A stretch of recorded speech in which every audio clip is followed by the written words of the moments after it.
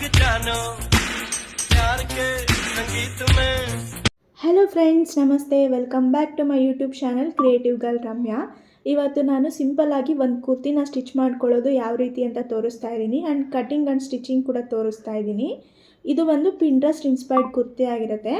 ಇದಕ್ಕೋಸ್ಕರ ಅಂತ ನಾನು cotton lining and organza main ಫ್ಯಾಬ್ರಿಕ್ನ ತೊಗೊಂಡಿದ್ದೀನಿ. ಲೈನಿಂಗ್ನ ನಾನು 2 ಮೀಟರ್ಸ್ ಕಾಟನ್ ಲೈನಿಂಗ್ನ ತೊಗೊಂಡಿದ್ದೀನಿ. ಆ್ಯಂಡ್ ಮೇನ್ ಫ್ಯಾಬ್ರಿಕ್ನ ನಾನು ಆರ್ಗೆನ್ಸಾ ಫ್ಯಾಬ್ರಿಕ್ನ ತೊಗೊಂಡಿದ್ದೀನಿ. ಈಗ ನಾನು ಫ್ಯಾಬ್ರಿಕ್ನ ಓಪನ್ ಮಾಡಿ ತೋರಿಸ್ತಾ ಇದ್ದೀನಿ ಯಾವ ರೀತಿ ಇದೆ ಅಂತ. ಲೈಟ್ ಸಿ ಬ್ಲೂ ಕಲರಲ್ಲಿದೆ ಫ್ಯಾಬ್ರಿಕ್ ಬಂದು. ಆ್ಯಂಡ್ ಫ್ಲೋರಲ್ ಪ್ರಿಂಟ್ ಕೂಡ ಬಂದಿದೆ. ಈ ರೀತಿ ಇದೆ. ಈಗ ನಾನು ಕಟ್ಟಿಂಗ್ನ ಕೂಡ ಸ್ಟಾರ್ಟ್ ಮಾಡ್ಕೊಳ್ತಾ ಇದ್ದೀನಿ.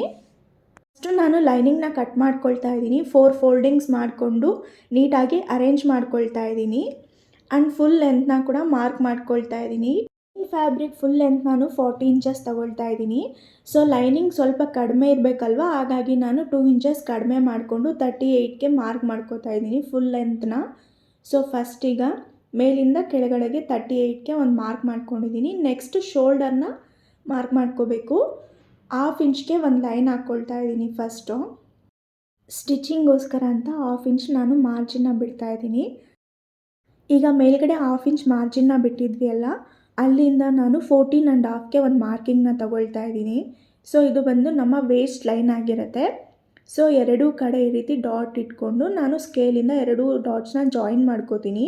ಆವಾಗ ಈಕ್ವಲಾಗಿ ಬರುತ್ತೆ. ಆ ಕಡೆ ಈ ಕಡೆ ಹೆಚ್ಚು ಕಡಿಮೆ ಆಗ್ದಿರ ಈಕ್ವಲಾಗಿ ಬರುತ್ತೆ ಅಂತ. ಆ್ಯಂಡ್ ನೆಕ್ಸ್ಟ್ ನಾನು ಹಿಪ್ ಲೆಂತ್ನ ಕೂಡ ಮಾರ್ಕ್ ಮಾಡ್ಕೋತಾ ಇದ್ದೀನಿ. ಸೀಟ್ ರೌಂಡ್ಗೋಸ್ಕರ 22ಗೆ ಮಾರ್ಕ್ ಮಾಡ್ಕೋತಾ ಇದ್ದೀನಿ. ಇಲ್ಲಿ ಕೂಡ 2 ಕಡೆನೂ ನಾನು ಡಾಟ್ ರೀತಿ ಇಟ್ಕೊಂಡು ಆಮೇಲೆ ನಾನು ಸ್ಕೇಲ್ ಮುಖಾಂತರ ಜಾಯಿನ್ ಮಾಡ್ಕೋತೀನಿ. ಸೊ ಈಕ್ವಲಾಗಿ ಬರುತ್ತೆ ಅಂತ ಅಂದ್ಬಿಟ್ಟು ಈಗ ವೇಸ್ಟ್ ಲೈನು ಮಾರ್ಕ್ ಮಾಡಾಯಿತು, ಸೀಟ್ ರೌಂಡ್ ಕೂಡ ಮಾರ್ಕ್ ಮಾಡಾಯಿತು. ನೆಕ್ಸ್ಟ್ ನಾನು ಶೋಲ್ಡರ್ನ ಮಾರ್ಕ್ ಮಾಡ್ಕೊಳ್ತಾ ಇದ್ದೀನಿ. ಶೋಲ್ಡರ್ ಪಾರ್ಟಲ್ಲಿ ಬಂದು ನಾನು ಫಸ್ಟ್ ಈಗ 6 ಇಂಚಸ್ಗೆ ಮಾರ್ಕ್ ಮಾಡ್ಕೊಳ್ತಾ ಇದ್ದೀನಿ. ಕೆಳಗಡೆ ಹಾರ್ಮೋಲ್ ಮಾರ್ಕಿಂಗ್ ಹತ್ರ ನಾನು 6.5ನ ತೊಗೊಳ್ತಾ ಇದ್ದೀನಿ. ಸ್ಲೈಟಾಗಿ ಕರ್ವಾಗಿ ಬರುತ್ತೆ ಲೈನು. ಸೊ ಇಲ್ಲಿ ನಾವು 6.5ಗೆ ಮಾರ್ಕಿಂಗ್ ಮಾಡ್ತಾಯಿದ್ವಿ. ಮೇಲ್ಗಡೆಯಿಂದ ಆರ್ಮೋಲ್ಗೆ 6ನೇ ತಗೊಳ್ಬೇಕು. 6ಗೆ ಒಂದು ಮಾರ್ಕಿಂಗ್ನ ಮಾಡ್ಕೊಳ್ತಾ ಇದ್ದೀವಿ. ಸೊ ಈಗ ಎಲ್ಲ ಲೈನ್ಸ್ನೂ ಕೂಡ ಜಾಯಿನ್ ಮಾಡ್ಕೋಬೇಕು. ಶೋಲ್ಡರಿಂದ ಕೆಳಗಡೆಗೆ ಒಂದು ಲೈನ್ ಮಾರ್ಕ್ ಮಾಡಿಕೊಂಡು, ಸೊ ಈಗ ಈ ರೀತಿ ಚೆಸ್ಟ್ ಲೈನ್ ಕೂಡ ನಮಗೆ ಮಾರ್ಕ್ ಆಗುತ್ತೆ. ಇಲ್ಲಿ ಮಿಡಲಲ್ಲಿ ಒಂದು ಸ್ಟ್ರೈಟ್ ಲೈನ್ನ ಮಾರ್ಕ್ ಮಾಡಿಕೊಂಡು 1.5ಗೆ ನಾನು ಒಂದು ಮಾರ್ಕಿಂಗ್ನ ಹಾಕ್ಕೊಳ್ತಾ ಇದ್ದೀನಿ. ಆರ್ಮೋಲ್ ಶೇಪ್ನ ಕಟ್ ಮಾಡೋಕ್ಕೆ ಅಂತ ಮಾಡ್ಕೋತಾ ಇದ್ದೀನಿ. ಆ ಸೆಂಟರ್ ಪಾಯಿಂಟಿಂದ ಆ ಕಡೆ 2.5 ಇಂಚಸ್ ಆ್ಯಂಡ್ ಈ ಕಡೆ 2.5 ಇಂಚಸ್ಗೆ ಒಂದು ಮಾರ್ಕಿಂಗ್ನ ಮಾಡಿಕೊಂಡು, ಸೊ ಈಗ 3 ಪಾಯಿಂಟ್ಸ್ನು ಕೂಡ ಜಾಯಿನ್ ಮಾಡ್ಕೋಬೇಕು. ನನಗೆ ಅಭ್ಯಾಸ ಇರೋದ್ರಿಂದ ನಾನು ಫ್ರೀ ಹ್ಯಾಂಡಲ್ಲೇ ಮಾಡ್ಕೊಳ್ತಾ ಇದ್ದೀನಿ. ನಿಮಗೇನಾದರೂ ಬಂದಿಲ್ಲ ಅಂತಂದರೆ ಕರ್ವ್ ಸ್ಕೇಲಲ್ಲಿ ಕೂಡ ಮಾಡ್ಕೋಬೋದು. ನೀಟಾಗಿ ಈ ರೀತಿ ಶೇಪ್ನ ಮಾರ್ಕ್ ಮಾಡ್ಕೊಳ್ಬೇಕಾಗತ್ತೆ. ನೆಕ್ಸ್ಟ್ ಈಗ ನಾನು ಚೆಸ್ಟ್ ಮೆಷರ್ಮೆಂಟ್ನ ಮಾರ್ಕ್ ಮಾಡ್ಕೊಳ್ತಾ ಇದ್ದೀನಿ. ಸೊ ಇಲ್ಲಿ ಚೆಸ್ಟ್ ಸೈಜ್ ಬಂದು 36 ಇರೋದ್ರಿಂದ 36ನ ನಾವು 4ಇಂದ ಡಿವೈಡ್ ಮಾಡಿಕೊಂಡ್ರೆ 9 ಬರುತ್ತೆ. ಸೊ ನಮ್ಮ ಚೆಸ್ಟ್ ಮೆಷರ್ಮೆಂಟ್ ಬಂದು 9 ಇರುತ್ತೆ. 9ಗೆ ಒಂದು ಮಾರ್ಕಿಂಗ್ನ ಮಾಡ್ಕೊಳ್ಬೇಕಾಗತ್ತೆ. ಸೊ ಇದು ಎಕ್ಸಾಕ್ಟ್ಲಿ ಬಾಡಿ ಮೆಷರ್ಮೆಂಟ್ ಇರೋದ್ರಿಂದ ಸೊ ನಾವು ಒಂದು 1/2 ಇಂಚ್ ನಾವು ಎಕ್ಸ್ಟ್ರಾ ತೊಗೋಬೇಕಾಗತ್ತೆ. ಟಾಪ್ ಅಲ್ವಾ, ಸ್ವಲ್ಪ ಲೂಸ್ ಆಗಿರಬೇಕು. ಹಾಗಾಗಿ ಒಂದು 1/2 ಇಂಚ್ ಎಕ್ಸ್ಟ್ರಾ ತೊಗೊಂಡು ಅಲ್ಲಿಂದ ನಾವು 2 ಇಂಚಸ್ ಮಾರ್ಜಿನ್ಗೆ ಅಂತ ಮಾರ್ಕಿಂಗ್ ಮಾಡ್ಕೊಳ್ತಾ ಇದ್ದೀವಿ. 1.5 ಆದರೂ ತೊಗೋಬೋದು, 2 ಆದರೂ ತೊಗೋಬೋದು. 2 ಮ್ಯಾಕ್ಸಿಮಮ್ ಸಾಕು. ಸೊ ನೆಕ್ಸ್ಟ್ ಈಗ ನಾನು ವೇಸ್ಟ್ ಮೆಷರ್ಮೆಂಟ್ನ ಕೂಡ ಮಾರ್ಕಿಂಗ್ ಮಾಡ್ಕೊಳ್ತಾ ಇದ್ದೀನಿ. ಸೊ ನಮ್ಮ ವೇಸ್ಟ್ ಮೆಷರ್ಮೆಂಟ್ ಬಂದು 31 ಇದೆ. ಸೊ 31ನ ಡಿವೈಡೆಡ್ ಬೈ 4 ಮಾಡಿಕೊಂಡ್ರೆ 7.75 ಬರುತ್ತೆ. 7.75ಗೆ ಒಂದು ಮಾರ್ಕ್ ಮಾಡಿಕೊಂಡು ಮತ್ತೆ ಒಂದು 1/2 ಇಂಚ್ ಲೂಸಿಂಗ್ಗೆ ಅಂತ ಹ್ಯಾಡ್ ಮಾಡ್ಕೊಂಡಿದ್ದೀನಿ. ಆ್ಯಂಡ್ ನೆಕ್ಸ್ಟ್ ಹಾಗೆ 2 ಇಂಚಸ್ ಮಾರ್ಜಿನ್ಗೋಸ್ಕರ ಅಂತ ಬಿಟ್ಟಿದ್ದೀನಿ. ನೆಕ್ಸ್ಟ್ ಈಗ ಸೀಟ್ ರೌಂಡ್ನ ಕೂಡ ಮಾರ್ಕಿಂಗ್ನ ಮಾಡ್ಕೊಳ್ತಾ ಇದ್ದೀನಿ. ಸೀಟ್ ರೌಂಡ್ ಮೆಷರ್ಮೆಂಟ್ ಬಂದು 39 ಇಂಚಸ್ ಇದೆ. ಸೊ 39 ಇಂಚಸ್ನ ಡಿವೈಡೆಡ್ ಬೈ 4 ಮಾಡಿಕೊಂಡ್ರೆ 9.75 ಬರುತ್ತೆ. ಅದಕ್ಕೆ ನಾವು 1/2 ಇಂಚ್ ಲೂಸಿಂಗ್ನ ಮಾರ್ಕ್ ಮಾಡಿಕೊಂಡು ಇಲ್ಲಿ ನಾವು 1 ಇಂಚ್ ಮಾತ್ರ ನಾವು ಎಕ್ಸ್ಟ್ರಾ ಮಾರ್ಜಿನ್ಗೋಸ್ಕರ ಅಂತ ಬಿಡ್ತಾ ಇದ್ದೀವಿ. ಸೊ ಈಗ ನಾವು ಈ ಎಲ್ಲ ಪಾಯಿಂಟ್ಸ್ನು ಕೂಡ ಜಾಯಿನ್ ಮಾಡ್ಕೋತಾ ಇದ್ದೀವಿ. ಸೊ ಈ ರೀತಿ ಸ್ಕೇಲಿನ ಮುಖಾಂತರ ನಾವು ಜಾಯಿನ್ ಮಾಡ್ಕೋಬೇಕು. ಸೊ ಆ್ಯಕ್ಚುಲಿ ಇಲ್ಲಿ ಸೀಟ್ ರೌಂಡ್ ಹತ್ರ ನಾನು ಸೆಕೆಂಡ್ ಪಾಯಿಂಟ್ಗೆ ಜಾಯಿನ್ ಮಾಡಬೇಕಿತ್ತು. ಫಸ್ಟ್ ಪಾಯಿಂಟ್ಗೆ ಜಾಯಿನ್ ಮಾಡಿಬಿಟ್ಟಿದ್ದೀನಿ. ಆದರೆ ನಾನು ಕಟಿಂಗ್ ಮಾಡ್ಕೋಬೇಕಾದ್ರೆ ಆ್ಯಂಡ್ ಸ್ಟಿಚಿಂಗ್ ಮಾಡ್ಕೋಬೇಕಾದ್ರೆ ಅದನ್ನು ಅಡ್ಜಸ್ಟ್ ಮಾಡ್ಕೊಂಡಿದ್ದೀನಿ. ಸೊ ನೀವೆಲ್ಲ ಕನ್ಫ್ಯೂಸ್ ಆಗಬೇಡಿ. ಸೆಕೆಂಡ್ ಪಾಯಿಂಟ್ ಹತ್ರ 1/2 ಇಂಚ್ ಎಕ್ಸ್ಟ್ರಾ ಮಾಡ್ಕೊಂಡಿದ್ವಲ್ಲ ಅಲ್ಲಿಗೆ ನಾವು ಜಾಯಿನ್ ಮಾಡ್ಕೋಬೇಕು ಸೀಟ್ ರೌಂಡ್ ಹತ್ರ. ನೆಕ್ಸ್ಟ್ ಈಗ ನಾವು ಕೆಳಗಡೆ ಕೂಡ ಮಾರ್ಕಿಂಗ್ ಮಾಡ್ಕೊಳ್ಳೋಣ. ಸೊ ಲೆಂತ್ ನಾನು 38ಗೆ ಮಾರ್ಕ್ ಮಾಡ್ಕೊಂಡಿದ್ದೆ ಅಲ್ವಾ. ಇಲ್ಲಿ ಸೀಟ್ ರೌಂಡ್ ಬಂದು ನಮಗೆ 9.75 ಆ್ಯಂಡ್ ಈ ಮಾರ್ಜಿನ್ನು ಕೂಡ ಆ್ಯಡ್ ಮಾಡಿಕೊಂಡು ಎಷ್ಟು ಬಂದರೆ ನಾನು ಅಷ್ಟಕ್ಕೆ ಇಲ್ಲಿ ಮಾರ್ಕಿಂಗ್ನ ಮಾಡ್ಕೊಳ್ತಾ ಇದ್ದೀನಿ. ಸೇಮ್ ಸೀಟ್ ರೌಂಡ್ ಎಷ್ಟಿರುತ್ತೋ ಅಷ್ಟೇ ತೊಗೋಬೋದು, ಅಥವಾ ನೀವು 1 or 2 ಇಂಚಸ್ ಎಕ್ಸ್ಟ್ರಾ ಕೂಡ ತೊಗೋಬೋದು. ನಾನಿಲ್ಲಿ ಸೇಮ್ನ ತೊಗೊಳ್ತಾ ಇದ್ದೀನಿ. ಸೇಮ್ ಮಾರ್ಕಿಂಗ್ ಮಾಡಿಕೊಂಡು ಈಗ ನೆಕ್ಸ್ಟ್ ನಾನು ಕಟ್ಟಿಂಗ್ನ ಕೂಡ ಮಾಡ್ಕೊಳ್ತೀನಿ. ನಾನು ಆದಷ್ಟು ಕ್ಲಿಯರಾಗಿ ಎಕ್ಸ್ಪ್ಲೇನ್ ಮಾಡ್ತಾ ಇದ್ದೀನಿ. ನಿಮ್ಗೇನಾದರೂ ಇನ್ನೂ ಏನಾದರೂ ಡೌಟ್ಸ್ ಬಂತು ಅಂತಂದರೆ ನನಗೆ ಕಮೆಂಟ್ ಮಾಡಿ, ನಾನು ಖಂಡಿತವಾಗ್ಲೂ ಕೂಡ ರಿಪ್ಲೈ ಮಾಡ್ತೀನಿ. ಈಸಿಯಾಗಿ ಎಲ್ರಿಗೂ ಅರ್ಥ ಆಗೋ ರೀತಿ, ಬಿಗಿನರ್ಸ್ಗೂ ಕೂಡ ಅರ್ಥ ಆಗೋ ರೀತಿಯೇ ಹೇಳ್ಕೊಡ್ತಾ ಇದ್ದೀನಿ. ಸೊ ನೀಟಾಗಿ ಫುಲ್ ವಿಡಿಯೋ ನೋಡಿ ಕಲ್ತ್ಕೊಳ್ಳಿ. ಯಾವ ರೀತಿ ಮಾರ್ಕಿಂಗ್ನ ಮಾಡ್ಕೊಂಡಿದ್ದೆ ಅಲ್ವಾ ಅದೇ ರೀತಿ ಮಾರ್ಕ್ ಮೇಲೇ ಕಟ್ ಮಾಡ್ಕೊಳ್ತಾ ಇದ್ದೀನಿ. ಸೊ ಫುಲ್ ಟಾಪ್ನ ಕೂಡ ಇದೇ ರೀತಿ ಕಟ್ ಮಾಡ್ಕೋಬೇಕು. ಯಾರೆಲ್ಲ ಸಬ್ಸ್ಕ್ರೈಬ್ ಮಾಡ್ದಿರೋ ವೀಡಿಯೋಸ್ನ ನೋಡ್ತಾ ಇದ್ದೀರಾ ಪ್ಲೀಸ್ ಎಲ್ಲರೂ ಸಬ್ಸ್ಕ್ರೈಬ್ ಮಾಡ್ಕೊಳ್ಳಿ. ಇನ್ನು ಮುಂದೆ ತುಂಬ ವೀಡಿಯೋಸ್ ಇದೇ ರೀತಿ cutting and stitching content related ವೀಡಿಯೋಸೇ ಮಾಡ್ತೀನಿ. ಸೊ ಇದೇ ರೀತಿ ನಾನಿನ್ನೂ ತುಂಬ ಔಟ್ಫಿಟ್ಸ್ನ ಡಿಸೈನ್ ಮಾಡಬೇಕು ಅಂತ ಕೂಡ ಫ್ಯಾಬ್ರಿಕ್ಸ್ನ ತಂದಿಟ್ಟಿದ್ದೀನಿ. ಯಾವ್ಯಾವ ರೀತಿ ಕಸ್ಟಮೈಸೇಷನ್ಸ್ನ ಮಾಡ್ತೀನಿ, ಫ್ಯಾಬ್ರಿಕ್ನ ಯೂಸ್ ಮಾಡಿ ಅನ್ನೋದು ಕೂಡ ನಾನು ವೀಡಿಯೋಸ್ ಮಾಡಿ ತೋರಿಸ್ತೀನಿ. ಸೊ ಪ್ಲೀಸ್ ಎಲ್ಲರೂ ಬೇಗ ಸಬ್ಸ್ಕ್ರೈಬ್ ಮಾಡ್ಕೊಳ್ಳಿ. ಸೊ ಫ್ರೆಂಡ್ಸ್, ಇನ್ನೊಂದು ವಿಷಯ ಏನು ಅಂತಂದರೆ ನಾವು ನೆಕ್ಗೆ ನಾವು ಕ್ಯಾನ್ವಾಸ್ ಯೂಸ್ ಮಾಡಿ ಡಿಸೈನ್ ಮಾಡ್ತಾಯಿದ್ವಿ. ಸೊ ಹಾಗಾಗಿ ನಾನು ಇಲ್ಲಿ ನೆಕ್ನ ಕಟ್ ಮಾಡ್ತಾಯಿಲ್ಲ. ಕ್ಯಾನ್ವಾಸ್ ಯೂಸ್ ಮಾಡಿ ಯಾವ ರೀತಿ ನೆಕ್ನ ಕಟಿಂಗ್ ಮಾಡ್ಕೊಳ್ಳೋದು ಕೂಡ ನಾನು ತೋರಿಸ್ತೀನಿ ಈಗ. ಸೊ ಇಲ್ಲಿ ಹಾರ್ಮೋಲ್ ಹತ್ರ ಬಂದರೂ 1/2 ಇಂಚು ಸ್ಟಿಚಿಂಗ್ ಮಾರ್ಜಿನ್ಗೋಸ್ಕರ ಅಂತ ಎಕ್ಸ್ಟ್ರಾ ಕಟ್ ಮಾಡ್ಕೊಳ್ತಾ ಇದ್ದೀನಿ ಈ ರೀತಿ. ಸೊ ಆರ್ಮೋಲ್ ಹತ್ರ ಎಕ್ಸ್ಟ್ರಾ 1/2 ಇಂಚ್ ಕಟ್ ಮಾಡ್ಕೊಳ್ಬೇಕಾಗತ್ತೆ. ಅಲ್ಲಿ ನಾವು ಮಾರ್ಕಿಂಗ್ ಮೇಲೇ ಕಟ್ ಮಾಡಬಾರ್ದು, 1/2 ಇಂಚ್ ಎಕ್ಸ್ಟ್ರಾ ಸ್ಟಿಚಿಂಗ್ ಮಾರ್ಜಿನ್ಗೋಸ್ಕರ ಅಂತ ಕಟ್ ಮಾಡ್ಕೋಬೇಕು. ನೆಕ್ಸ್ಟ್ ಈ ರೀತಿ ನಾನು ನಾಚ್ನ ಕಟ್ ಮಾಡ್ಕೊಳ್ತಾ ಇದ್ದೀನಿ. ಸೊ ಆ ಕಡೆ ಫ್ಯಾಬ್ರಿಕ್ಗೂ ಗೊತ್ತಾಗಬೇಕಲ್ವ ನಮಗೆ, ಯಾವ ರೀತಿ ಎಲ್ಲಿ ನಮಗೆ ಸ್ಟಿಚಿಂಗ್ ಬರಬೇಕು ಅಂತ ಗೊತ್ತಾಗಬೇಕು ಅಂತ ಅಂದ್ಬಿಟ್ಟು ನಾಚ್ನ ಮಾಡ್ಕೊಳ್ತಾ ಇದ್ದೀನಿ.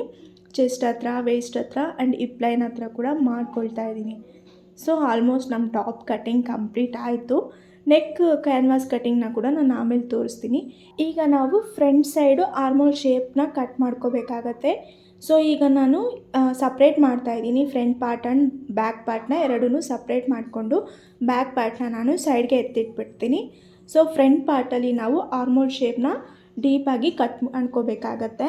ನೆಕ್ಸ್ಟ್ ನಾನು ಈಗಲೇ ಶೋಲ್ಡರ್ನ ಕೂಡ ಮಾರ್ಕಿಂಗ್ನ ಮಾಡ್ಕೋತಾ ಇದ್ದೀನಿ. 2.5ಗೆ ಒಂದು ಮಾರ್ಕಿಂಗ್ನ ಮಾಡಿಕೊಂಡು ಸೊ ಅಲ್ಲಿ ಒಂದು ನಾಚ್ ಕೂಡ ಮಾಡ್ಕೊಬಿಡ್ತೀನಿ. ಸೊ ನನಗವಾಗ ಕ್ಯಾನ್ವಾಸ್ನ ಜಾಯಿನ್ ಮಾಡಬೇಕಾದ್ರೆ ತುಂಬ ಈಸಿ ಆಗುತ್ತೆ. ಸೊ ಹಾಗಾಗಿ ಈಗಲೇ ನಾನು ಶೋಲ್ಡರ್ನ ಮಾರ್ಕ್ ಮಾಡಿ ನಾಚ್ನ ಕೂಡ ಮಾಡ್ಕೋತಾ ಇದ್ದೀನಿ. ನೆಕ್ಸ್ಟ್ ಈಗ ನಾಚ್ ಮಾಡ್ಕೊಂಡಾದಮೇಲೆ ಬ್ಯಾಕ್ ಪಾರ್ಟ್ನ ನಾನು ಸಪ್ರೇಟ್ ಮಾಡಿಬಿಡ್ತಾ ಇದ್ದೀನಿ. ಸೊ ಫ್ರಂಟ್ ಪಾರ್ಟಲ್ಲಿ ಆರ್ಮೋಲ್ ಶೇಪ್ನ ಕಟ್ ಮಾಡ್ಕೊಳ್ಳೋಣ. ಈಗ ನಾನು ತೋರಿಸ್ತಾ ಇರೋ ರೀತಿ ಮಾರ್ಕಿಂಗ್ ಮಾಡಿ ಕಟ್ ಮಾಡ್ಕೊಳ್ಳಿ. ಫಸ್ಟ್ ನಾವು 2.5ಗೆ ಮಾರ್ಕಿಂಗ್ ಮಾಡಿದ್ವಲ್ಲ ಆ ಪಾಯಿಂಟಿಂದ 1/2 ಇಂಚ್ ಒಳಗಡೆಗೆ ಮಾರ್ಕಿಂಗ್ನ ಮಾಡ್ಕೋತಾ ಇದ್ದೀನಿ. ಸೊ ಮೇಲಿಂದ ಜಾಯಿನ್ ಮಾಡ್ಕೊಳ್ತಾ ಬರಬೇಕು. ಆ ಪಾಯಿಂಟ್ಗೆ ಜಾಯಿನ್ ಮಾಡಿ ಕೆಳಗಡೆ ಕೂಡ 1/2 ಇಂಚ್ಗೆ ನಾವು ಈ ರೀತಿ ಮಾರ್ಕಿಂಗ್ನ ಮಾಡ್ಕೊಳ್ಬೇಕು. 1/2 ಇಂಚು ಒಳಗಡೆಗೆ ನಾವು ಕಟ್ ಮಾಡ್ಕೋಬೇಕಾಗತ್ತೆ ನಾವು ಫ್ರಂಟ್ ಆರ್ಮಲ್ಗೋಸ್ಕರ ಅಂತ. ಸೊ ಈ ರೀತಿ ನಾನು ಫ್ರೀ ಹ್ಯಾಂಡ್ ಮೂಲಕನೇ ನಾನು ಮಾರ್ಕಿಂಗ್ನ ಮಾಡ್ಕೊಳ್ತಾ ಇದ್ದೀನಿ. ಮಾರ್ಕಿಂಗ್ ಮಾಡಿಕೊಂಡು ನಾವು ಆ ಮಾರ್ಕಿಂಗಿಂದ 1/2 ಇಂಚ್ ಬಿಟ್ಟು ನಾವು ಕಟ್ ಮಾಡ್ಕೋಬೇಕಾಗತ್ತೆ. ಯಾಕಂದರೆ ನಮಗೆ ಸ್ಟಿಚಿಂಗಲ್ಲಿ 1/2 ಇಂಚ್ ಹೋಗೋದ್ರಿಂದ ನಾವು ಸ್ಟಿಚಿಂಗ್ಗೋಸ್ಕರ ಅಂತ 1/2 ಇಂಚು ಬಿಡಬೇಕಾಗತ್ತೆ. ಸೊ ಈಗ ನಾನು ತೋರಿಸ್ತಾ ಇರೋ ರೀತಿ ಕಟ್ ಮಾಡ್ಕೊಳ್ಳಿ. 1/2 ಇಂಚು ಒಳಗಡೆಗೆ ಕಟ್ ಮಾಡ್ಕೊಳ್ಳಿ. ಸೊ ಈಗ ನಮಗೆ ಫ್ರಂಟ್ ಆರ್ಮೋಲ್ ಶೇಪ್ ಅನ್ನೋದು ಕೂಡ ಕಟ್ ಆಯಿತು. ಸೊ ಈಗ ಎರಡೂ ಕೂಡ back and front part linings cut ಆಗಿದೆ. ಈ ಲೈನಿಂಗ್ಸ್ನ ನಾವೀಗ ಮೇನ್ ಫ್ಯಾಬ್ರಿಕ್ ಮೇಲೆ ಇಟ್ಟು ಕಟ್ ಮಾಡ್ಕೋಬೇಕಾಗತ್ತೆ. ಸೊ ಈಗ ನಾನು ಮೇನ್ ಫ್ಯಾಬ್ರಿಕ್ನ ಕೂಡ ನಾನು ಫೋಲ್ಡ್ ಮಾಡ್ಕೋತಾ ಇದ್ದೀನಿ. ಸೊ ಈಗ ನಾವು ಮೇನ್ ಫ್ಯಾಬ್ರಿಕ್ನ ಕೂಡ 4 ಫೋಲ್ಡ್ಸ್ ಆಗಿ ಮಡಚಿ ಇಟ್ಟಿದ್ದೀವಿ. ಸೊ ಅದ್ರ ಮೇಲೆ ಈಗ ನಾನು ಲೈನಿಂಗ್ನ ಕೂಡ ಪ್ಲೇಸ್ ಮಾಡ್ತಾ ಇದ್ದೀನಿ. ಈ ರೀತಿ ಲೈನಿಂಗ್ನ ಇಟ್ಬಿಟ್ಟು ನಾವು ಸ್ವಲ್ಪ ಎಕ್ಸ್ಟ್ರಾನೇ ಕಟ್ ಮಾಡ್ಕೋಬೇಕಾಗತ್ತೆ. ಸೊ ಆಗ ನಮಗೆ ಸ್ಟಿಚಿಂಗ್ ಮಾಡಿ ಎಕ್ಸ್ಟ್ರಾ ಏನಾದರೂ ಉಳಿದಾಗ ಕಟ್ ಮಾಡ್ಕೊಳ್ಳೋಕೆ ಈಸಿ ಆಗುತ್ತೆ. ಎಕ್ಸಾಕ್ಟಾಗಿ ಲೈನಿಂಗ್ ಎಷ್ಟಿದೆಯೋ ಅಷ್ಟೇ ಇಟ್ಕೊಂಡು ನಾವು ಕಟ್ ಮಾಡ್ಕೊಂಡಾಗ ಏನಾಗುತ್ತೆ ಅಂದರೆ ಸ್ವಲ್ಪ ಹೆಚ್ಚು ಕಡಿಮೆ ಆಗುತ್ತೆ. ಎಕ್ಸ್ಪರ್ಟ್ಸ್ ಆದರೆ ಓಕೆ, ಸ್ವಲ್ಪ ಬಿಗಿನರ್ಸ್ಗಾದರೆ ಸ್ವಲ್ಪ ಕಷ್ಟ ಆಗುತ್ತೆ. ಆದ್ರೂ ಪರವಾಗಿಲ್ಲ, ಯಾರೇ ಆದರೂ ಕೂಡ ಸ್ವಲ್ಪ ಎಕ್ಸ್ಟ್ರಾ 1 ಇಂಚಷ್ಟು ಎಕ್ಸ್ಟ್ರಾ ತೊಗೊಂಡ್ರೆ ಸೇಫ್ ಸೈಡು ಸ್ವಲ್ಪ ಈಸಿ ಆಗುತ್ತೆ. ಸೊ ಈಗ ನಾನು top main fabric full length ಬಂದು 41ಗೆ ಮಾರ್ಕ್ ಮಾಡ್ಕೊಳ್ತಾ ಇದ್ದೀನಿ. ಆ್ಯಂಡ್ ಲೈನಿಂಗ್ ಬಂದು 38ಗೆ ಮಾರ್ಕ್ ಮಾಡಿದ್ವಿ ಅಲ್ವಾ. ಸ್ವಲ್ಪ ಫ್ಯಾಬ್ರಿಕ್ ನಮಗೆ ಟ್ರಾನ್ಸ್ಪರೆಂಟಾಗಿ ಕಾಣುತ್ತೆ. ಸೊ ಆ ರೀತಿ ಬೇಕು ಅಂತಲೇ ಸ್ಟಿಚ್ ಮಾಡ್ತಾಯಿದ್ದೀನಿ. ಈಗ ನಾನು ಟಾಪ್ ಲೆಂತು 41ಗೆ ಮಾರ್ಕ್ ಮಾಡಿಕೊಂಡು ಈಗ ಲೈನಿಂಗ್ ಬಂದು 38 ಇತ್ತಲ್ವ. ಸೊ ಲೆಂತ್ ಮಾತ್ರ ಡಿಫ್ರೆನ್ಸು, ಇನ್ನು ಮಿಕ್ಕಿದ್ದೆಲ್ಲ ಅದೇ ರೀತಿ ಕಟ್ ಮಾಡ್ಕೊಳ್ತಾ ಇದ್ದೀನಿ. ಸುತ್ತು ಕೂಡ 1 ಇಂಚಷ್ಟು ಎಕ್ಸ್ಟ್ರಾ ಬಿಡ್ತಾ ಇದ್ದೀನಿ. ಸೊ ಆಗ ನಮಗೆ ಸ್ಟಿಚ್ಚಿಂಗಲ್ಲಿ ಹಾಗೆ ಹೀಗೆ ಆದರೂ ಕೂಡ ಸ್ವಲ್ಪ ಅಡ್ಜಸ್ಟ್ ಆಗುತ್ತೆ. ಈಗ ನಾನು ಬ್ಯಾಕ್ ಪಾರ್ಟ್ ಹಾಕಿ ಅದ್ರ ಮೇಲೆ ಈಗೇನು ನಾವು ಕಟ್ ಮಾಡ್ಕೊಂಡಿದ್ವಲ್ವಾ ಮೇನ್ ಫ್ಯಾಬ್ರಿಕ್ಕು, ಅದನ್ನು ಕೂಡ ಹಾಕಿ ನೀಟಾಗಿ ಐರನ್ ಮಾಡ್ಕೋತೀನಿ. ಐರನ್ ಮಾಡ್ಕೊಂಡಾಗ ಏನಾಗುತ್ತೆ ಅಂದರೆ ನಮಗೆ ಸ್ಟಿಚಿಂಗ್ ಸ್ವಲ್ಪ ಈಸಿ ಆಗುತ್ತೆ. ಆ್ಯಕ್ಚುಲಿ ಕಟಿಂಗ್ಗೂ ಮುಂಚೆನೇ ನಾವು ಐರನ್ ಮಾಡ್ಕೋಬೋದು, ಅಥವಾ ಸ್ವಲ್ಪ ಕಟಿಂಗ್ ಆದಮೇಲೆ ಕೂಡ ನಾವು ಐರನ್ ಮಾಡ್ಕೋಬೋದು. ಫ್ಯಾಬ್ರಿಕ್ ಮೇಲೆ ಡಿಪೆಂಡ್ ಅದು. ಲೈನಿಂಗ್ಸ್ನೂ ಕೂಡ ನಾನು ಪ್ರತಿಯೊಂದು ಕೂಡ ಕಟಿಂಗ್ಗೂ ಮುಂಚೆನೇ ಐರನ್ ಮಾಡಿನೇ ಕಟ್ ಮಾಡೋದು. ಸೊ ಅವಾಗ ನಮಗೆ ಈಸಿಯಾಗಿ ಕಟ್ ಮಾಡ್ಕೊಳ್ಳೋಕ್ಕೆ ಈಸಿ ಆಗುತ್ತೆ.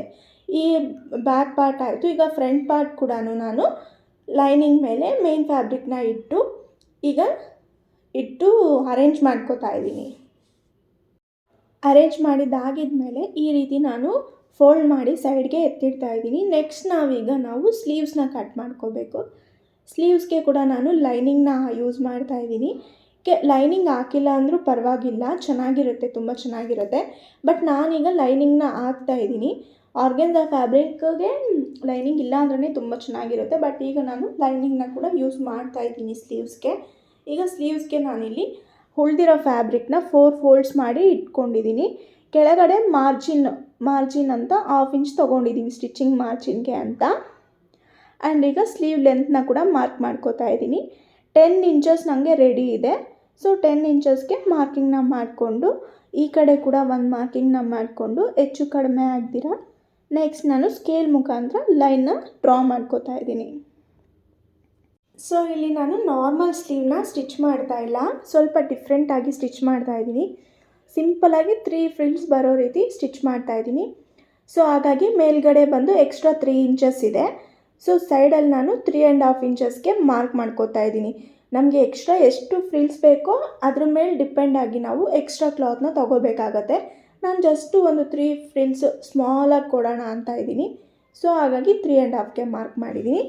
ಕೆಳಗಡೆ ಕೂಡ ನಾವು ಸ್ಲೀವ್ ಶೇಪ್ನ ಕಟ್ ಮಾಡೋದಕ್ಕೆ ಅಂತ ಅಂದ್ಬಿಟ್ಟು ಮಾರ್ಕಿಂಗ್ನ ಮಾಡ್ಕೊಳ್ತಾ ಇದ್ದೀನಿ. ಏನು ಫಸ್ಟ್ ನಾನು 10 ಇಂಚಸ್ಗೆ ಮಾರ್ಕಿಂಗ್ ಮಾಡಿದ್ದೆ ಅಲ್ವಾ, ಅಲ್ಲಿಂದ ನಾನು ಸ್ಲೀವ್ ಡೌನಿಂಗ್ನ 3.5 ಇಂಚಸ್ಗೆ ಮಾರ್ಕಿಂಗ್ ಮಾಡ್ಕೊಳ್ತಾ ಇದ್ದೀನಿ. ಸೊ ಈಗ 10 ಇಂಚಸ್ಸಿಂದ ಕೆಳಗಡೆಗೆ 3.5ಗೆ ಒಂದು ಮಾರ್ಕ್ನ ಮಾಡ್ಕೋತಾ ಇದ್ದೀನಿ. ಆ್ಯಂಡ್ ಅಲ್ಲಿ ಒಂದು ಸ್ಟ್ರೈಟ್ ಲೈನ್ನ ಕೂಡ ಹಾಕ್ಕೋತಾ ಇದ್ದೀನಿ. ನೆಕ್ಸ್ಟ್ ಈಗ ನಾವಲ್ಲಿ ಸ್ಲೀವ್ ಡೌನಿಂಗ್ನ ಶೇಪ್ ಮಾಡ್ಕೋಬೇಕಾಗತ್ತೆ. 3.5 ಇಂಚಸ್ಗೆ ಡೌನಿಂಗ್ ಮಾಡ್ಕೊಂಡಿದ್ದೀವಲ್ಲ, ಅಲ್ಲಿ ನಾನು 8 ಇಂಚಸ್ಗೆ ಒಂದು ಮಾರ್ಕಿಂಗ್ನ ಮಾಡ್ಕೋತಾ ಇದ್ದೀನಿ. ಆರ್ಮೋಲ್ ಶೇಪ್ನ ಡ್ರಾ ಮಾಡೋದಕ್ಕೆ ಅಂತ ಅಂದ್ಬಿಟ್ಟು 8 ಇಂಚಸ್ಗೆ ಒಂದು ಲೈನ್ನ ಡ್ರಾ ಮಾಡ್ಕೋತಾ ಇದ್ದೀನಿ. ಇಲ್ಲಿ ಫ್ಯಾಬ್ರಿಕ್ ಶಾರ್ಟೇಜ್ ಇದೆ, ಇದಕ್ಕೆ ನಾವು ಜಾಯಿಂಟ್ನ ಹಾಕಬೇಕಾಗತ್ತೆ. ಆ ಜಾಯಿಂಟ್ನು ಕೂಡ ನಾನು ಯಾವ ರೀತಿ ಕಟ್ ಮಾಡ್ಕೊಳ್ಳೋದು ಸ್ಟಿಚ್ ಮಾಡ್ಕೊಳ್ಳೋದು ಅಂತ ತೋರಿಸ್ತೀನಿ. ಮೇಲ್ಗಡೆ ನಾವು 3.5 ಇಂಚಸ್ಗೆ ಮಾರ್ಕಿಂಗ್ ಮಾಡ್ಕೊಂಡಿದ್ವಲ್ಲ, ಅಲ್ಲಿಂದ ಒಂದು ಕ್ರಾಸ್ ಲೈನ್ ಈ ರೀತಿ ಜಾಯಿನ್ ಮಾಡ್ಕೋಬೇಕಾಗತ್ತೆ. ಹಾಗೆ ನಾನು ಈ ವಿಡಿಯೋದಲ್ಲಿ ಯಾವ ರೀತಿ ತೋರಿಸಿದ್ದೀನೋ ಆ ರೀತಿ ಎಲ್ಲ ಪಾಯಿಂಟ್ಸ್ನು ಕೂಡ ಜಾಯಿನ್ ಮಾಡಿಕೊಂಡು ಈ ರೀತಿ ನಾವು ಡ್ರಾ ಮಾಡ್ಕೋಬೇಕಾಗತ್ತೆ. ಸೊ ಇದು ನಾರ್ಮಲ್ ಸ್ಲೀವ್ ಅಲ್ಲ, ಮೇಲ್ಗಡೆ ಒಂದು ಚಿಕ್ಕ 3 ಪ್ಲೀಟ್ಸ್ ಬರುತ್ತೆ. ಸೊ ಈಗ ಟ್ರೆಂಡಿಂಗಲ್ಲಿದೆ ಅಲ್ವಾ ಸ್ಲೀವ್ಸು, ಆ ರೀತಿ 3 ಚಿಕ್ಕ ಪ್ಲೀಟ್ಸ್ ಬರುತ್ತೆ. ಸೊ ಈಗ ನಾವು ಇದೇ ಯಾವ ರೀತಿ ಮಾರ್ಕ್ ಮಾಡ್ಕೊಂಡಿದ್ದೀವೋ ಅದ್ರ ಮೇಲೆ ಕಟ್ ಮಾಡ್ಕೊಳ್ತಾ ಇದ್ದೀವಿ. ಕಟ್ ಮಾಡ್ಕೊಂಡಾದಮೇಲೆ ನಾವು ಸೆಂಟರ್ ಪಾರ್ಟ್ ನಮಗೆ ಗೊತ್ತಾಗಬೇಕು ಅಲ್ವಾ, ಹಾಗಾಗಿ ಅಲ್ಲಿ ಒಂದು ನಾಚ್ನ ಮಾಡ್ಕೋತಾ ಇದ್ದೀನಿ. ಆ್ಯಂಡ್ ಏನು ನಾವು 3 ಇಂಚಸ್ ಎಕ್ಸ್ಟ್ರಾ ಬಿಟ್ಟಿದ್ವಿ ಅಲ್ವಾ, ಅಲ್ಲಿ ಕೂಡ ಒಂದು ನಾಚ್ನ ಮಾಡ್ಕೋತಾ ಇದ್ದೀನಿ. ಸೊ ಆಗ ನಮಗೆ ಕ್ಲಿಯರಾಗಿ ಗೊತ್ತಾಗುತ್ತೆ ಇಲ್ಲಿವರೆಗೂ ಮಾತ್ರ ನಾವು ಎಕ್ಸ್ಟ್ರಾ ಫ್ಯಾಬ್ರಿಕ್ನ ತೊಗೊಂಡಿರೋದು ಅಂತ ನಮಗೆ ಕ್ಲಿಯರಾಗಿ ಗೊತ್ತಾಗುತ್ತೆ. ಅಲ್ಲಿವರೆಗೂ ಮಾತ್ರ ನಾವು ಫ್ರಿಲ್ಸ್ಗೆ ಅಂತ ಯೂಸ್ ಮಾಡಬೇಕಾಗತ್ತೆ. ನೆಕ್ಸ್ಟ್ ಈಗ ಕೆಳಗಡೆ ಸ್ಲೀವ್ ರೌಂಡ್ ಇರುತ್ತಲ್ವ, ಅದನ್ನು ಕೂಡ ಮಾರ್ಕ್ ಮಾಡ್ಕೊಳ್ತಾ ಇದ್ದೀನಿ. ಇಲ್ಲಿ ನಾವು 5.2 ಇಂಚಸ್ನ ನಾನು ಮಾರ್ಕಿಂಗ್ನ ಮಾಡ್ಕೊಳ್ತಾ ಇದ್ದೀನಿ. ಮಾರ್ಕಿಂಗ್ ಮಾಡಿಕೊಂಡು 2 ಇಂಚಸ್ನ ಎಕ್ಸ್ಟ್ರಾ ಕೂಡ ಮಾರ್ಕ್ ಮಾಡ್ಕೊಳ್ತಾ ಇದ್ದೀನಿ. ಸೊ ಈ ಪಾಯಿಂಟ್ಸ್ನ ಜಾಯಿನ್ ಮಾಡ್ಕೋತಾ ಇದ್ದೀನಿ. ಸೊ ಈಗ ನಮಗೆ ಇಲ್ಲಿ ಎಕ್ಸ್ಟ್ರಾ ಮಾರ್ಜಿನ್ ಮೇಲ್ಗಡೆ ಸೈಡ್ಗೆ ನಾವು ಎಕ್ಸ್ಟ್ರಾ ಆ್ಯಡ್ ಮಾಡಬೇಕಾಗತ್ತೆ. ಸೊ ಅದನ್ನು ಕೂಡ ಯಾವ ರೀತಿ ಕಟ್ ಮಾಡೋದು ಅಂತ ಈಗ ತೋರಿಸ್ತೀನಿ ನೋಡಿ. ಇಲ್ಲಿ ನಾವು ಎಕ್ಸ್ಟ್ರಾ ಏನು ಅನ್ನೀವನ್ ಆಗಿತ್ತು ಫ್ಯಾಬ್ರಿಕ್ಕು, ಅದನ್ನು ಕೂಡ ಕಟ್ ಮಾಡ್ಕೋತಾ ಇದ್ದೀನಿ.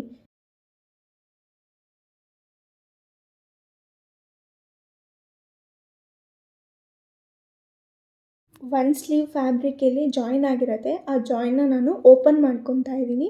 ಈ ರೀತಿ ಓಪನ್ ಮಾಡ್ಕೋಬೇಕು. ಸೊ ಈಗ ನಾನು ಇಲ್ಲಿ ಯಾವ ರೀತಿ ಫ್ಯಾಬ್ರಿಕ್ನ ಆ್ಯಡ್ ಮಾಡೋದು ಶಾರ್ಟೇಜ್ಗೆ ಅಂತ ತೋರಿಸ್ತಾ ಇದ್ದೀನಿ. ಈಗ ನಾವು ಜಾಯ್ನಿಂಗ್ಗೆ ಅಂತ ಫ್ಯಾಬ್ರಿಕ್ ತೊಗೊಂಡಿದ್ದೀವಿ. ಆ ಫ್ಯಾಬ್ರಿಕ್ ಕೂಡ 4 ಪೀಸಸ್ಸೇ ಇರಬೇಕು, ಯಾಕಂದರೆ ನಮಗೆ ಆ ಕಡೆ ಈ ಕಡೆ ಒಂದೊಂದು ಸ್ಲೀವ್ಗೂ ಎರಡು ಬೇಕಾಗತ್ತೆ. ಸೊ 2 + 2 4 ಪೀಸಸ್ ನಮಗೆ ಬೇಕಾಗತ್ತೆ.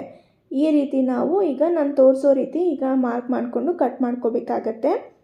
ನೆಕ್ಸ್ಟ್ನ ನಮಗೆ 2 ಇಂಚಸ್ ಮಾರ್ಜಿನ್ಗೆ ಅಲ್ವಾ ಶಾರ್ಟೇಜ್ ಬಂದಿದ್ದು. ಸೊ 2 ಇಂಚಸ್ನ ಮಾರ್ಕಿಂಗ್ ಮಾಡ್ಕೋಬೇಕು.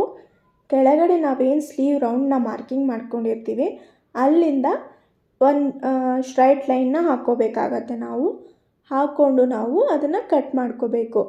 ಈ 4 ಚಿಕ್ಕ ಚಿಕ್ಕ ಪೀಸಸ್ ಏನಿರುತ್ತೆ ಇದನ್ನು ಮೇನ್ ಸ್ಲೀವ್ಗೆ ನಾವು ಅಟ್ಯಾಚ್ ಮಾಡ್ಕೋಬೇಕಾಗತ್ತೆ.